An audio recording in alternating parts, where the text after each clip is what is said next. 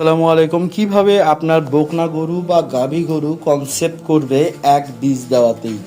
দেখতে পাচ্ছেন এই গরুটি যখন ডাকে আসছে তখন যদি তাড়াহুড়ো করে আপনারা সাথে সাথে বীজ দেন বা ইনসিমিনেশন বা কৃত্রিম প্রজনন করেন তাহলে মিস করার সম্ভাবনা বেশি থাকে। বকন গরুর ক্ষেত্রে প্রথম যে হিটটা আসবে এটা মিস করে আর একটা জিনিস খেয়াল রাখবেন যে বকন গরুর ক্ষেত্রে অন্তপক্ষে নিম্ন 14 থেকে 18 মাস বয়স হতে হবে। আর লেলচির কোয়ালিটি বা লেলচি কীরকম থাকলে বুঝবেন যে এটা পারফেক্ট টাইম। এই যে এখন যে লেলচিটা দেখতে পাচ্ছেন লেজে ভরে আছে, খুবই আঠালো এবং সুতার মতো ঝুলছে।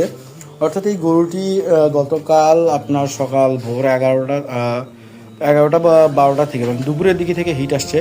তো আজকে ভোরে আমি বীজ দিতে আসে দেখি আপনার লেলচি মোটামুটি এখনও যেরকম বেরোচ্ছে সুতার মতো ঝুলতেছে। এটা হচ্ছে পারফেক্ট টাইম। আর অবশ্যই মাথায় রাখবেন 18 মাসের নিচে কোনো বকনাকে কৃত্রিম প্রজনন করাবেন না।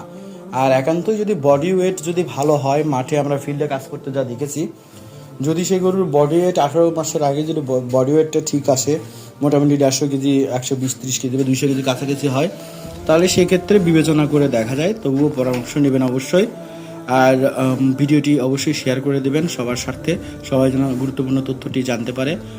আর এই সব গরুকে আপনারা অবশ্যই, যেহেতু এটা একটি ক্রস টাইপের গরু, এটা 100 না, সরকারি নীতিমালা অনুযায়ী আপনারা ক্রস বা দেশি ক্রস টাইপের গরুকে আপনারা 100ও দিতে পারেন, অথবা 87.5%, 75% এই পার্সেন্টগুলো আপনারা ব্যবহার করতে পারেন। আর দেশি গরুকে অবশ্যই খামারি যদি ভালো হয়, অর্থবিত্ত থাকে, যদি সে বাছুর পালন করতে সক্ষম হয়, তাহলে দেশি গরুকে 100 দিবেন, না হলে লোকাল যে কোনো একটি দিয়ে দিবেন।